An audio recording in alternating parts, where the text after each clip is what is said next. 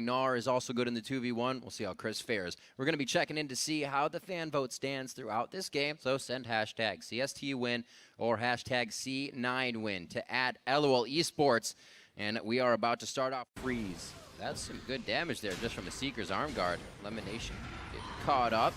She's going all in. Going very hard because Chris is coming in from the top. His Gnar is just wearing out, but they're able to take down Lemon. That's first blood now, 12.5 minutes in. They trade back onto Impaler, but the eyes of Cloud9 are still looking for a fight. ManCloud gets popped up, now returns. Here comes the cavalry of Cloud9. Sneaky's able to help pick one up.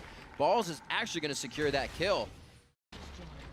As we see them collapse on coast. Looks like the teleport will come in as well. Oh boy, this could be messy. Good focus on the high. They could lose one as they start to go for Mash Me. This is going to be the full chase. Glacial Fisher comes out. The binding from Sheep, but he can only do so much for Mash.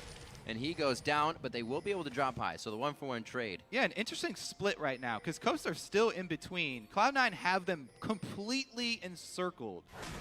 But it was a 1-for-1, and they lost High, who is one of the strongest members of Cloud9 right now. That's the thing, though. Coast doesn't care if they're encircled. They will fight one side of that. Right now, going in, the Soul Shackle on Meteos. He's going to go down as well. Chris is about to Mega Gnar. Cloud9 cannot take the rest of this fight. He's going to fly over the wall. Sneaky gets hit.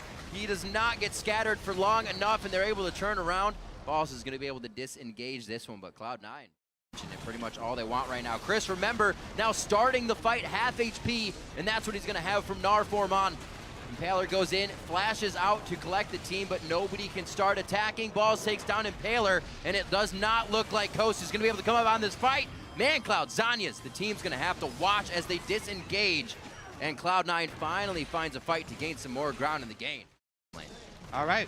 He's probably going to want to get back before they give up the inhibitor turret, though. Cloud9 are pressing in very quickly. He did stop his back.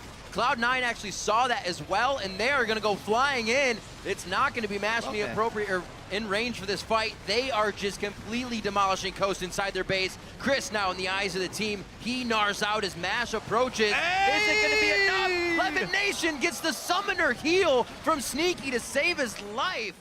You know, try and go with something new. But Cloud9 have just done the same old, and now they're pushing it on the base. Cleanup duty. Oh, it's going to be the 1v1 of the mid laners, but now everybody's in the fight together. ManCloud actually gets out of that one nicely. Yeah.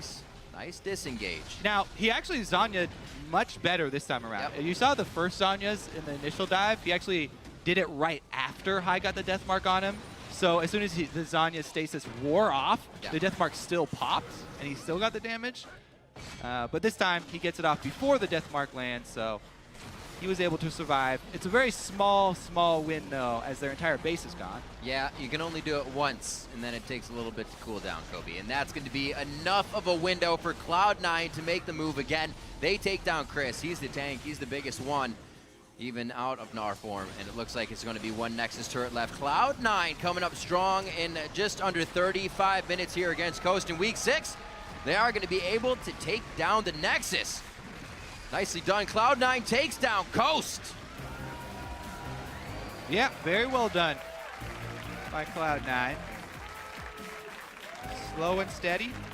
Not even that slow, actually, just steady.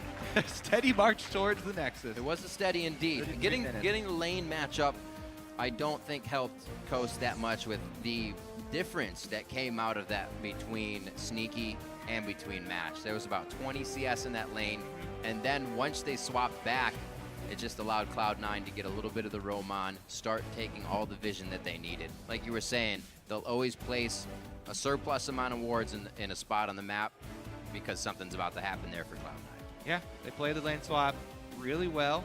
They transitioned into their quirky mid with Trinity Force and blue buff spam, as well as the side lane push from Zed. This is really classic Cloud9 strategy.